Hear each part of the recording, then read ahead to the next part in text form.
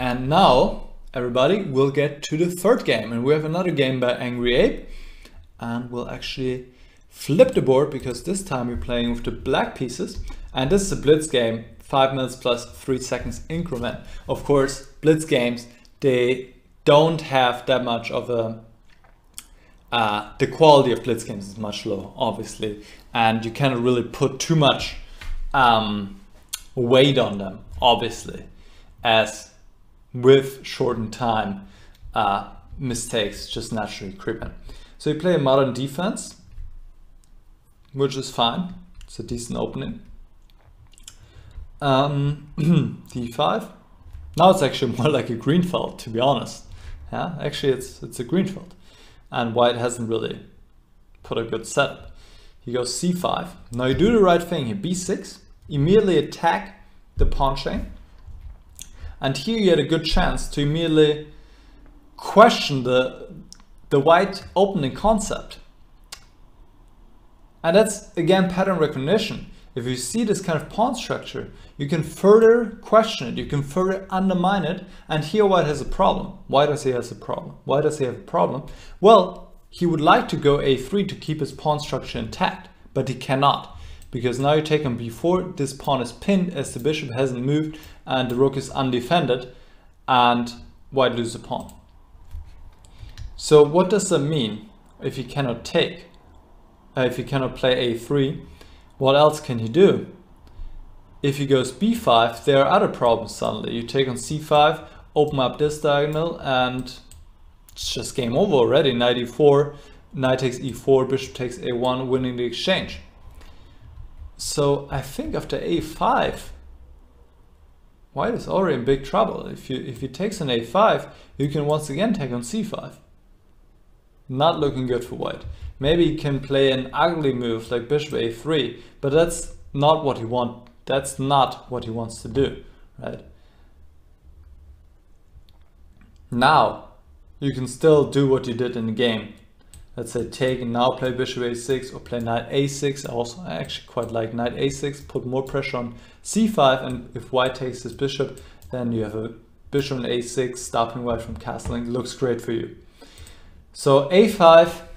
Again, pattern recognition. Try to undermine the pawn structure of your opponent. All right, let's see bishop a6. There's another problem here with bishop a6. In general, I like your strategic idea.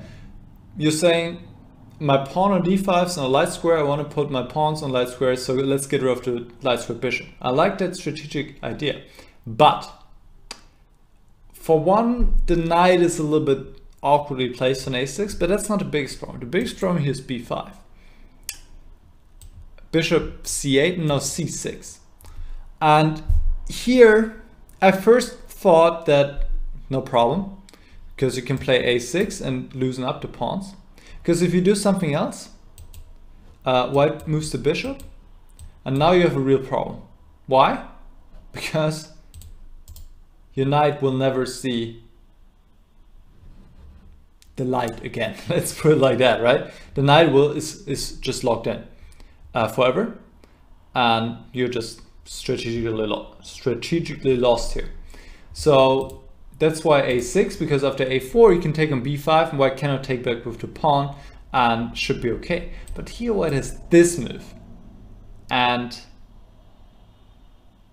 that's the problem, because you cannot take on b5 because of this pin. And I think, once again, you're in the same kind of situation that you play without at least the knight and the rook. It's a little bit better because white has to keep this pin up to not let you out, but still this looks very dodgy, and I think it's maybe also strategically lost already, because you're just not getting out of it. White will develop all his pieces, eventually move his queen, and then just take work with the bishop. It's just, no, it looks really bad. So you have to look out for those kind of moves. Again, kind of moves if your opponent takes something or attacks something by you, right? In this case, b5 attacks the bishop on a6. So not only counter moves for you, of course, but also for your opponent. Chess is a difficult game. All right, your opponent missed that. He took a3, c6. c6 is fine. The strategical way to go about this position is to take and to go e5.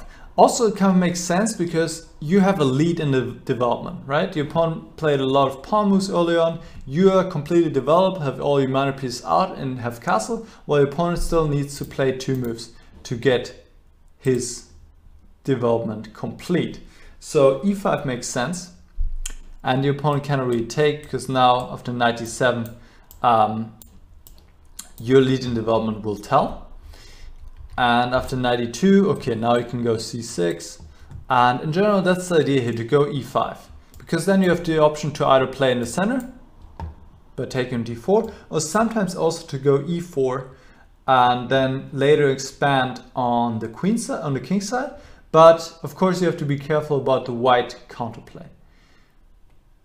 But without the light squared bishops here, I think that would be also fine. I don't think that white can put up that much pressure here on the b file. All right, c6. So here again, you have this option to go b takes c5 and e5. That will just transpose. e6, castle, knight c7. Yeah, I wasn't sure about this move knight c7 because it feels like to me the knight is kind of badly placed on c7. Doesn't really have any perspective. Another way to go would be knight b8, go knight d7 back. Okay, and then also to support this push again, e5, which is the way to play in these kind of positions usually. Because where else will you play, right? White has more space on the queen side, so you need to do something in the center. That actually kind of comes back to what we saw in the last game too, right? Here again, white is attacking on the wing, so you want to react to this by opening up the center. Knight c7, a4, and here knight e4 is a mistake. You're saying your goal was to attack the center and occupy it. But with knight e4, you're not attacking the center. You want to attack the center with pawns, so go e5. Open it up like this, and then you can still think about knight e4 later. Okay, that's the way to play this position, as I've said now several times already.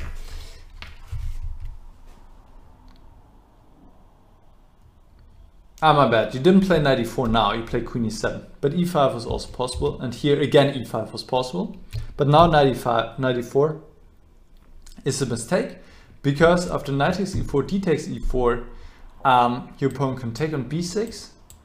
And also what I don't like is that he can like create a passed pawn here with a5. But what's also kind of a problem is that he has this double attack on e4 and c6. So he's winning a pawn here, and you're in trouble, obviously.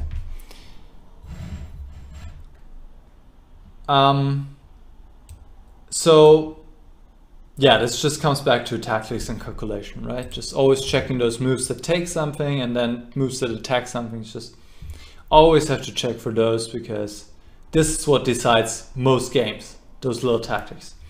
All right. D takes e4, rook c1. Now b5 is a great move to close that, to not allow white to open up the c file. Very nice.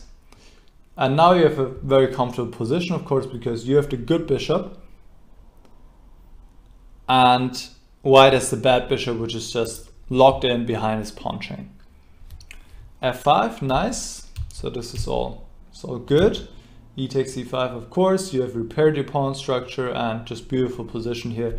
White not having any counterplay at all because the queen side is completely closed, right? Usually white would have some counterplay here, but here he just doesn't have any.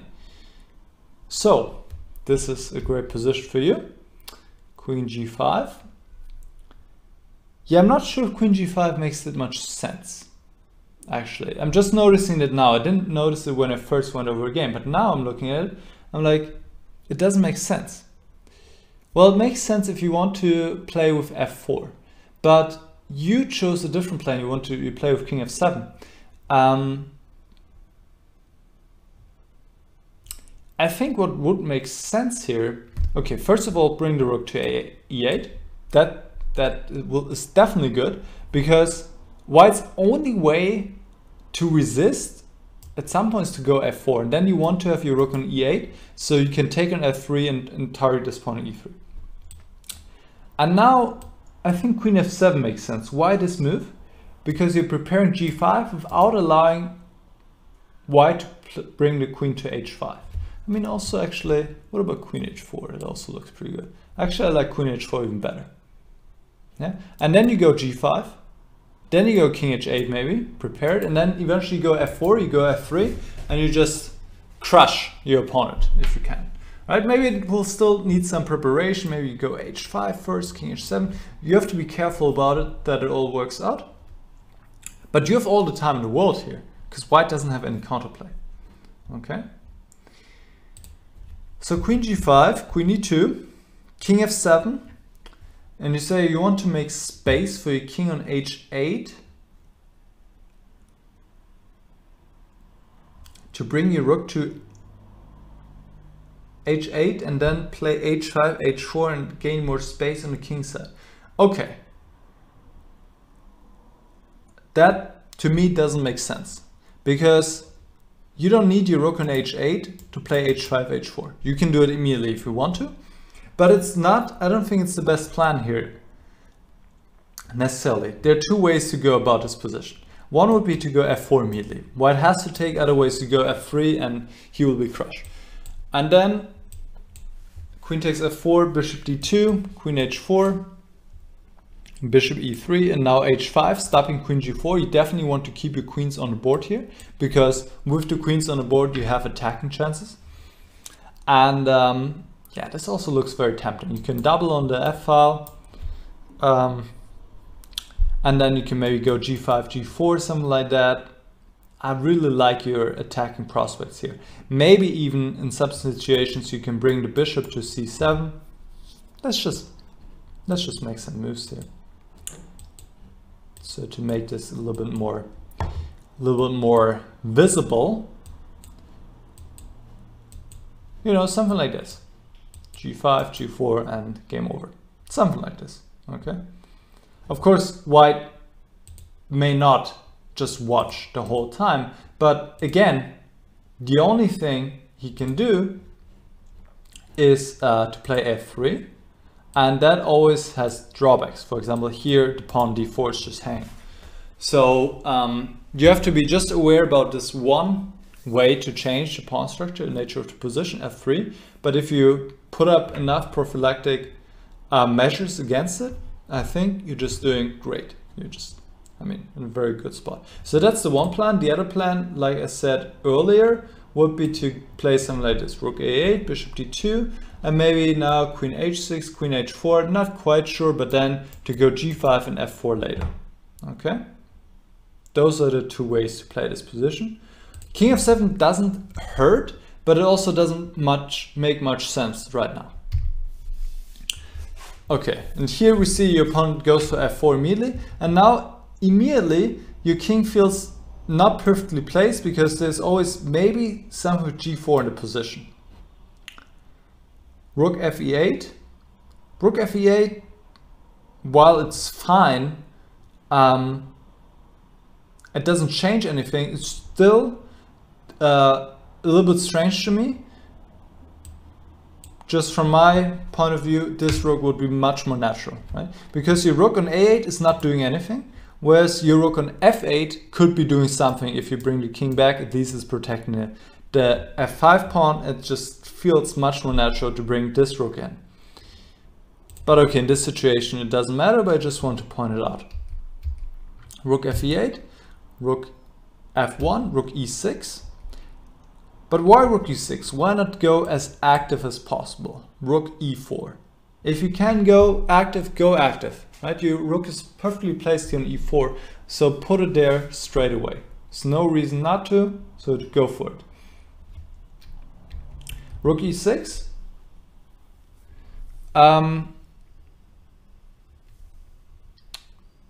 Now your opponent went bishop d2, but even here already he had this option of g4. I don't think it's that great, but it's an option. And now we see why your king is not that well placed in f7.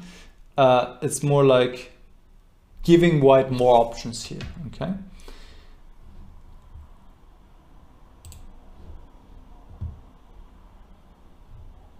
All right.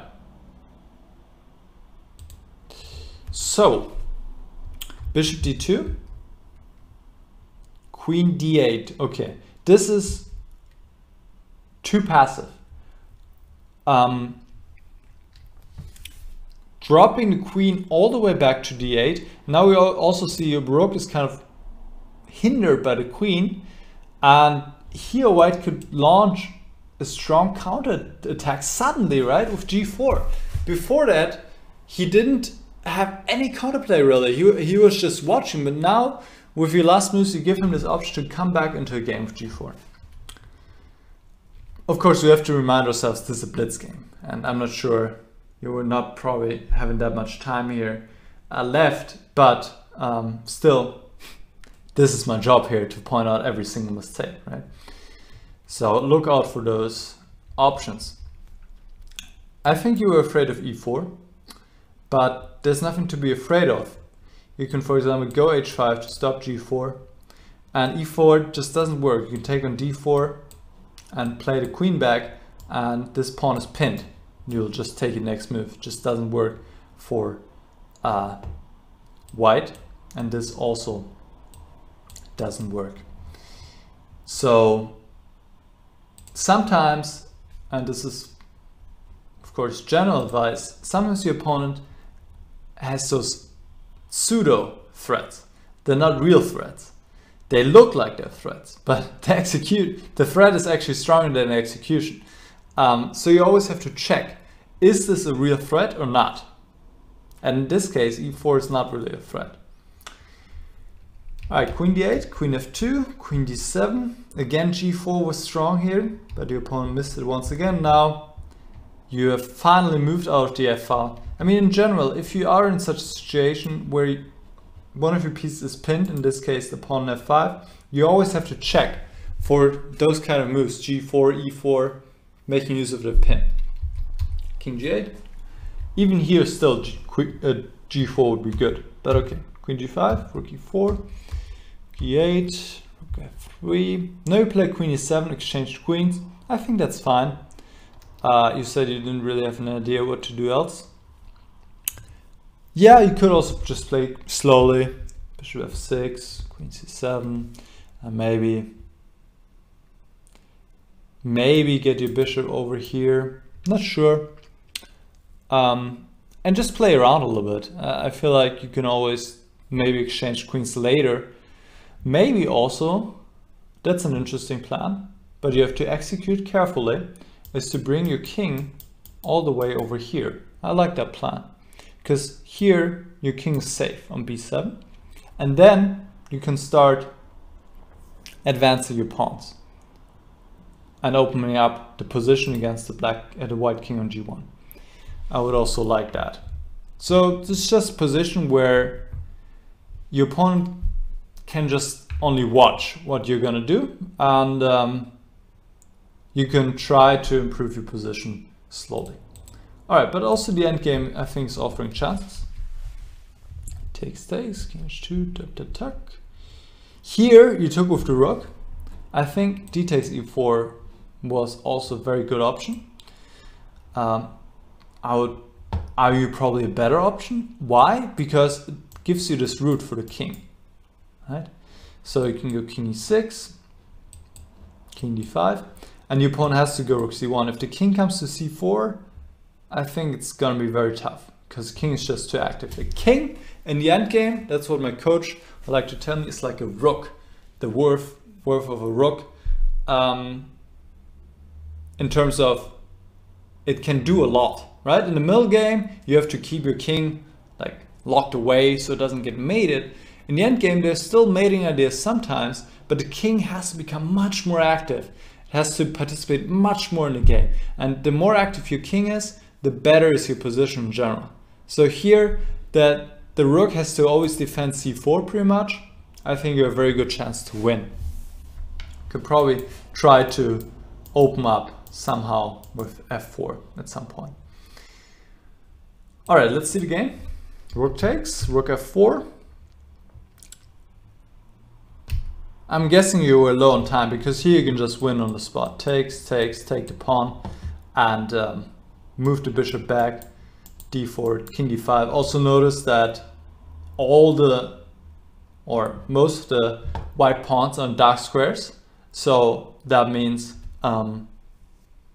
they have to be protected by the bishop, and white doesn't have any targets. This is just completely winning for black. All right, bishop h6. Now your opponent could have fought on with rook f3, but he exchanges the bishops, the rooks, excuse me, and he goes into this endgame, which is lost. But you still have to be careful not going too far. And I'm not sure why you go king b3 here. Doesn't seem to improve your position, but at this point, I mean, I'm sure you're both very low on time and I cannot really say much about the moves. The problem with king b3 is that you're allowing this d5 move. So one way to win this position is to put your opponent in Zugzwang. So this is a Zugzwang. If bishop e1, you exchange bishops, take on b4. The bishop doesn't have another move available. Bishop c1 you also take. And if king d1, you can come in further. And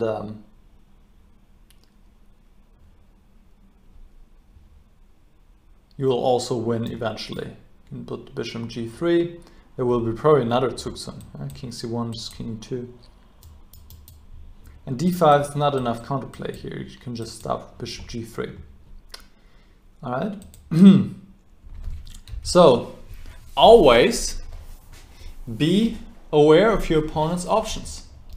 And here this typical breakthrough with d5 was possible, which would give your opponent good chances to hold.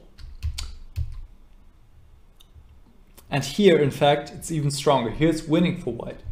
It's quite nice actually, so let's check this out. d5 takes, c6, bishop d8, bishop h4, nice deflection, cannot take because of c7. Bishop c7, bishop e7, keeping this pawn on b4, and bring the bishop to c5 next move, taking on a7, and you cannot stop both these pawns, and white is winning. So always gotta be careful, even in good positions, to not allow the opponent any counterplay. All right, but the opponent missed that. He played bishop g3 going after the a7 pawn, but that's not a big issue because you pick up this pawn and now it's a straightforward win. Nice little tactic here, and that's it. Your opponent resigned. All right, so that was a blitz game. Okay, so we have to be careful with drawing conclusions, obviously. But once again, like I said in the other game, I think tactics are really what it's all about for you at this level, to get to the next level, to get your game up. I think this is, like I said, where you can just reap the biggest benefits. In this game, there were also like some strategic concepts. First off, undermining the pawn structure in the beginning would have given you a great position very early on with a5. But I like this concept of exchanging the bishops, just tactically it didn't work out, right? Tactics and position, no chess, they always go together. Usually how it works is that we try to implement our strategic ideas by means of tactics. Right? We have something in mind, but then we have to make sure it works. Like, for example, exchange this light squared bishop, that's your idea, but then you also have to concretely check, does it work? And in this case, it didn't really work. Your opponent missed it because of this b5 move. If we go back to this here, this b5 move, and suddenly you end up in trouble, right? So this was one strategic point here, and then later on, instead of going knight e4 to play e5, which is the typical way to play. And we talked about this rule of thumb already. If your opponent plays on the side, on the wing, counter in the center, open up the center to get counterplay there, to not just be like overwhelmed on the wing. And then there was this one moment where you had to find a plan, and you play king f7, which really didn't do much. It actually more hurt your position later on when your king was in this f file and your opponent had the chance several times to go g4. And there you could have gone two different ways, like I said. But yeah, that once again also comes from experience. So like I said in the first game already, solve a lot of tactics. I already lined out the ways to go about this, and maybe look at some game collections. That could be also helpful, just games by strong players. I have to check in my recommended books list, which is in the description of this video, if there are any game collections in there yet. Let me see right now. Maybe there are some. Otherwise, the one by Fischer comes to mind.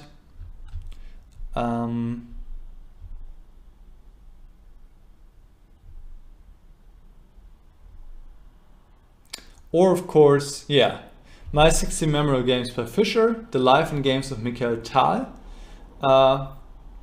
or my Great Predecessor series by Kasparov. Those are some great resources to just go through some games, to just get a better understanding, read the comments, and learn from the best and how they went about chess.